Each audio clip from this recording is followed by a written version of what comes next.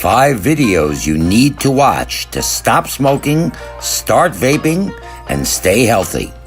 Welcome to Montauk Vapes, the channel for those of you who are looking for a safer alternative to smoking, or those of you just getting started with vaping and are confused about all the different devices and the terminology that's out there and that new vapers kind of struggle with. I'm Jay, and I've been an educator for over 30 years.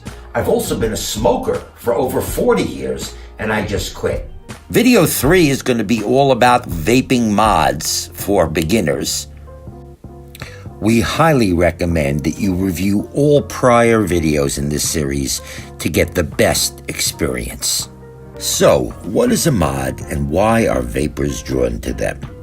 Well, a mod provides voltage or wattage to your coils to convert the liquid into vapor.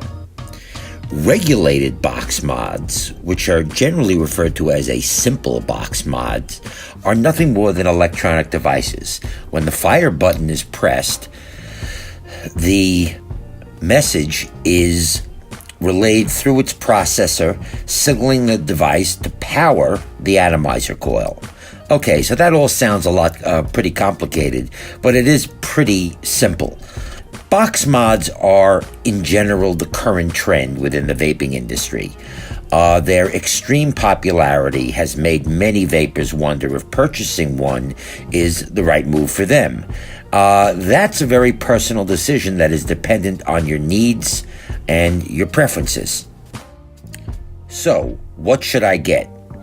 Should I get a starter kit or should I build my own? The nice thing about the starter kits is they pretty much have everything you need except the e-juice to get started. So the thing that you need to decide with starter kits, which is basically the mod, the tank, the atomizer, the coil, the thing that you have to decide is, do I want an internal battery or do I want an external battery?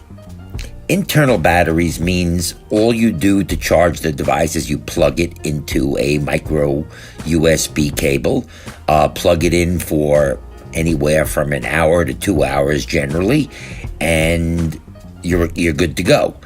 External batteries generally provide more power or wattage, but those batteries are kind of like your typical rechargeable batteries that you might have around the house, where you need to put them into a separate charger to charge them and then install them in the device. So, pros and cons: internal, really easy, simple, nothing to take in or out. External, more power, higher wattage vaping, and we'll talk about that in more detail shortly. So let's address the wattage versus temperature control issue, because basically, it's not even an issue, it's a preference. And most people that use box mods choose wattage simply because it's easier to understand, and generally on all the coils that you will buy, there will be a wattage range. It might be 30 to 50 watts, or it might be 70 to 90 watts. But you need to be very careful to set your wattage to the proper recommended range. And again, keep in mind that some people will prefer lower wattage devices and some people will prefer the more powerful, higher wattage devices, which generally require the external batteries, as the internal battery mods generally cap out at around 80 watts. So once again, and I can't stress this anymore than to say that you must, when buying a box mod, make sure that the coils that you buy can be used with the wattage of the particular mod that you buy. And most of the time, if you're talking about the lower wattage coils, you won't have any problem with that. So, that being said, where do I buy my kit? Well, I'll start off by saying where not to buy your kit.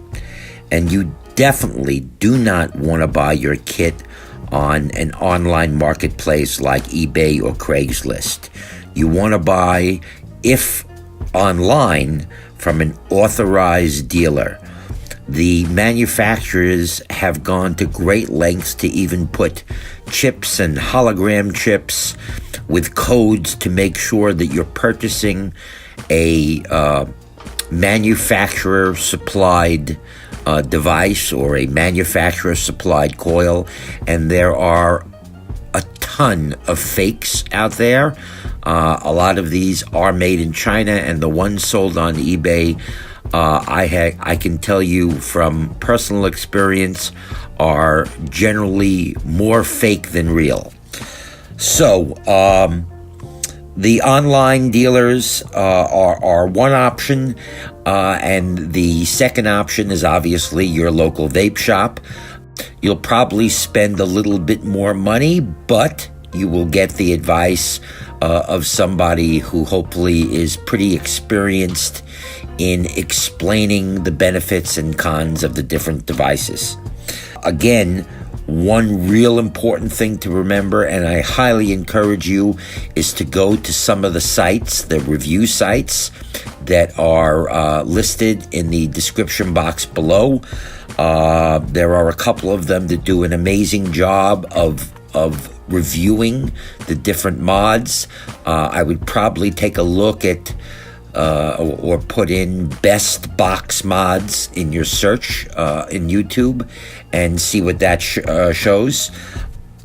And on the final subject of cost, as a guideline, I would say that most of these box mods will generally run you between $40 and $75 for the actual, say, starter kit, the mod with the tank.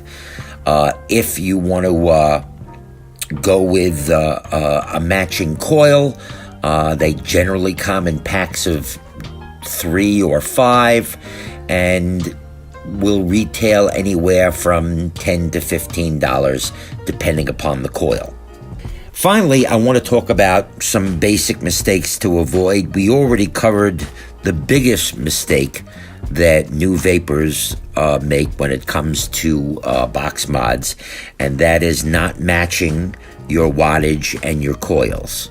Because the easiest way to burn out a coil is to put the box mod on a higher wattage than that coil allows for, and you will know it because you will taste that burnt flavor that is so unappealing, but somewhat common to vapers. So that being said, the other key thing that you need to remember is to always prime your coils. What do I mean by priming your coils?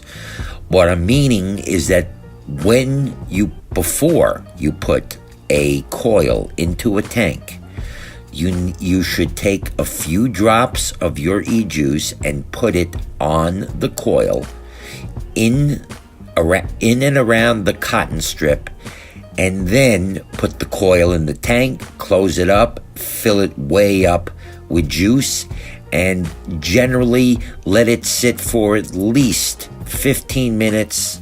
Some vapers like to let it sit for an hour. Other vapers like for it to sit overnight. Generally, I feel, when you're starting off on a new coil, anywhere from 15 minutes to a half hour is a pretty good enough time. And what that will do is it will allow the wick and to soak up the e-juice, so you don't get that what's called a dry hit, which will taste very, very burnt in your mouth. So again, make sure that you match the wattage and the coils correctly, and always prime your coils. We are always at Montauk Vapes looking for your feedback, so please write us a comment or post a question down below about what your experience has been with box mods or which ones you're considering. Take a look at some of those review sites that are also listed in the description box below, and we look forward to hearing your thoughts and comments. See you on the next video.